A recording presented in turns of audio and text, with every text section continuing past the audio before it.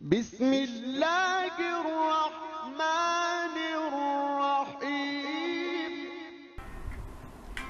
Sebelum itu, mari sama-sama kita membaca doa sebelum belajar. Bismillahirrahmanirrahim. Allahumma inni as'aluka ilman nafi'a wa rizqan tayyiba wa amalan mutaqabbala. Ya Allah, aku memohon padamu ilmu yang bermanfaat, rezeki yang thayyib dan amalan yang diterima. Amin. Perhatikan gambar yang ditunjuk. Adakah gambar di bawah menunjukkan adab-adab makan? Ya, betul. Ini bukan adab-adab makan. Kerana apa? Kerana dia makan dengan menggunakan tangan kiri. Makan dalam keadaan yang gelojoh. Nak dengar satu cerita tak? Jom, Ustazah ceritakan. Pada suatu hari, Ipin baru pulang dari bermain dengan kawan-kawannya. Ipin berasa sangat lapar. Ipin pergi ke dapur dan membuka tudung saji. Ipin ternampak 2 ketul ayam goreng kegemarannya. Dalam keadaan yang sangat lapar, Ipin mengambil ayam itu dan terus makan. Sedapnya, kata Ipin. Ipin makan dengan gelojoh sehingga habis semua ayam goreng itu. Selesai makan, Ipin pun membasuh tangan dan berehat di ruang tamu rumahnya. Tanpa sedari, Ipin sebenarnya telah makan tanpa membasuh tangan dan membaca doa sebelum makan. Jom kita tengok apa yang terjadi pada Ipin. Nak tahu apa terjadi pada Ipin? Semasa sedang rehat, Ipin berasa perutnya sangat sakit.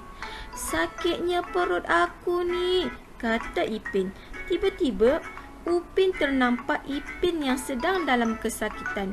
Upin pun bertanya kepada Ipin, "Kenapa ni Ipin?" Lalu Ipin pun tersedar bahawa dia makan terlalu gelojoh dan terlupa membasuh tangan serta membaca doa ketika makan ayam goreng tadi. "Kesian kau Ipin, lain kali jangan buat lagi tau.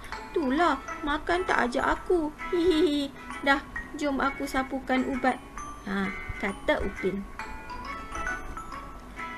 Kawan-kawan, kita mestilah mengamalkan adab-adab makan untuk mengelak dari sakit perut dan semoga Allah berkati rezeki kita. Ingat tau, mari sama-sama kita belajar adab-adab makan yang betul.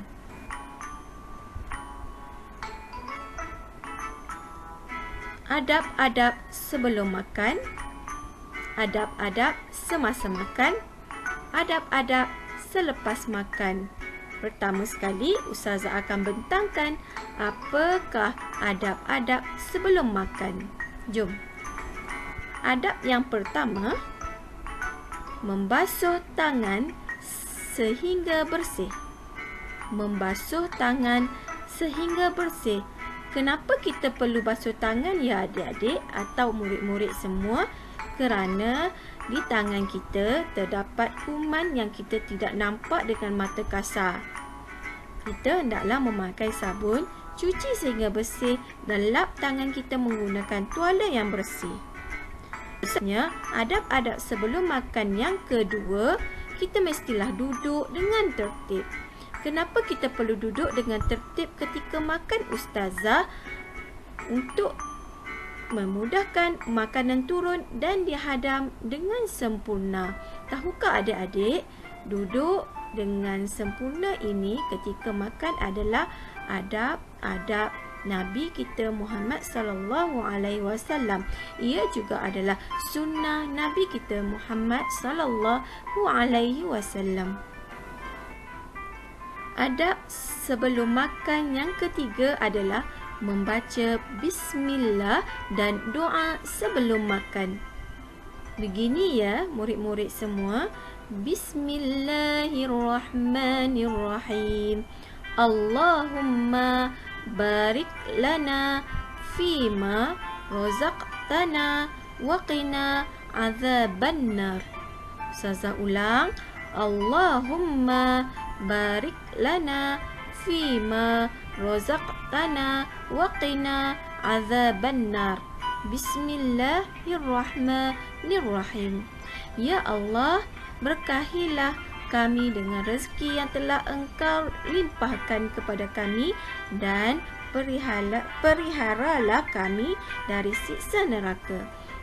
Dengan nama Allah yang Maha Pemurah lagi Maha Penyayang. Seterusnya murid-murid, mari kita tengok adab-adab semasa makan. Yang pertama, kita mesti menggunakan tangan kanan. Yang kedua, kita mesti mengambil makanan yang paling hampir dahulu. Yang ketiga, elakkan meniup makanan atau minuman yang sedang panas. Keempat, elakkan berbual ketika makan. Kelima, tidak membazir.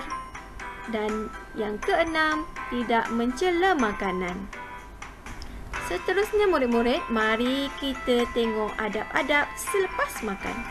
Yang pertama, kita hendaklah membasuh tangan sehingga bersih. Dan yang kedua, kita mestilah mengucapkan Alhamdulillah dan baca doa selepas makan. Bunyinya begini. Bismillahirrahmanirrahim. Alhamdulillahilladzi at'amani hadza wa razaqani min ghairi haulin minni wala quwwah. Jika adik-adik dah terbiasa dengan doa yang satu lagi tu, macam ni bunyinya. Alhamdulillahilladzi at'amana wa saqana wa ja'alana minal muslimin. Boleh juga. Okey, maksud daripada doa ini adalah segala puji bagi Allah yang memberi makanan ini kepadaku dan yang memberi rezeki kepadaku tanpa daya dan kekuatanku. Seterusnya, murid-murid, mari kita lihat kepentingan mengamalkan adab makan dan adab minum. Yang pertama, jika kita mengamalkan adab makan dan adab minum, kita dapat mendisiplinkan diri. Kita dapat menjaga maruah diri dan keluarga kita.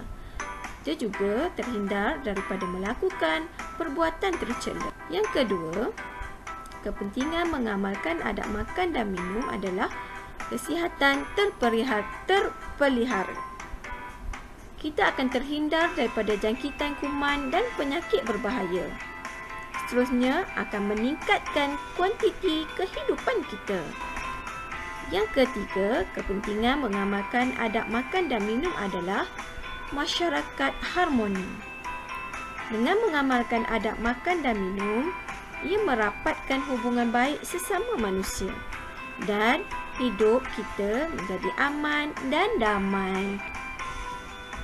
Seterusnya, kepentingan mengamalkan adab makan dan minum yang keempat adalah kita hendaklah bersyukur supaya kita mendapat keberkatan daripada Allah dan mengelakkan daripada pembaziran. Baiklah murid-murid, jangan lupa tahu kita mesti mengamalkan adab-adab makan dan minum tahu. Dan semoga Allah berkati rezeki kita. Amin.